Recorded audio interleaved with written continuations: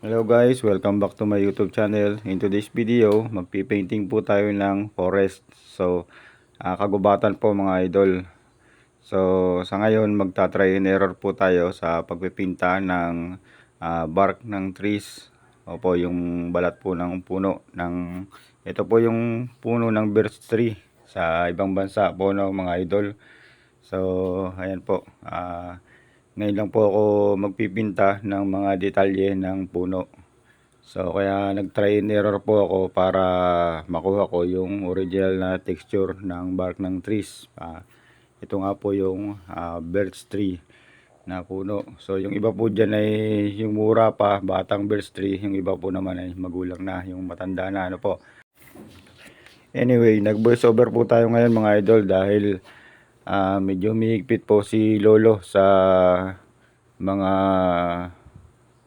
sounds po na ginagamit sa YouTube tulad ng ito nga po yung mga background music.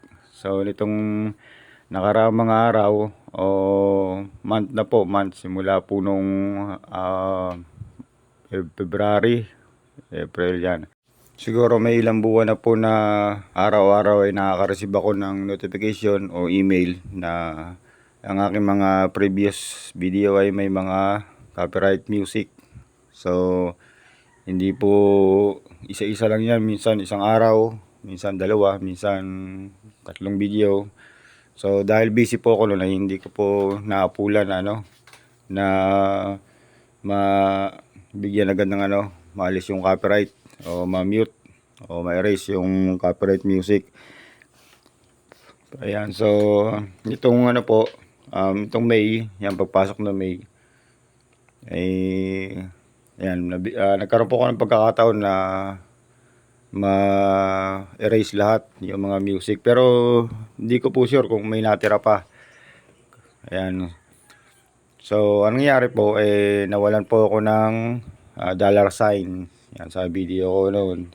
Pero sabi ng iba, monetize pa naman din daw ako kasi nandun pa rin yung super thanks saka yung joint button. Hindi ko lang po alam kung bakit kung bakit na yung nawala yung dollar sign sa aking dashboard saka sa yung pag mag-on ka ng dollar pagka kayo nag-upload na po. So anyway, punta naman po tayo dito sa ating pinipainting po. So ayan, nakikita niyo po na naglagay tayo ng grounds, yung pinaka damo niya sa ilalim, mga nino ng puno, at ngayon po ay naglalagay tayo ng details sa magulang na puno ng birch tree.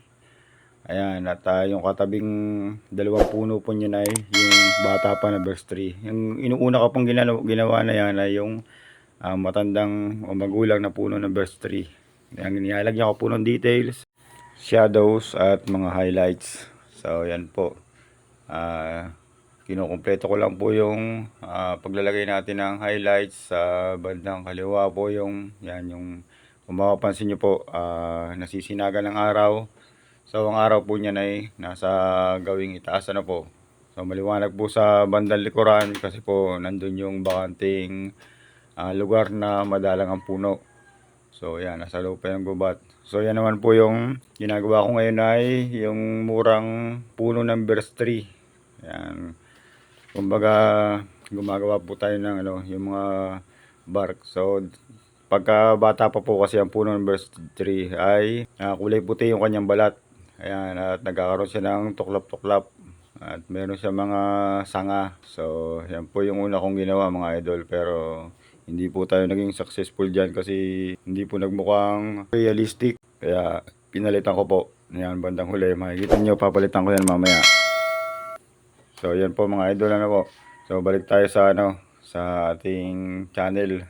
So hindi naman ganun kahigpit si Lolo. Sabi nga ay pwede daw tayong gumamit ng background music. Kaya lang dapat ay i-check mo ng maigi kung anong background, saan ang galing.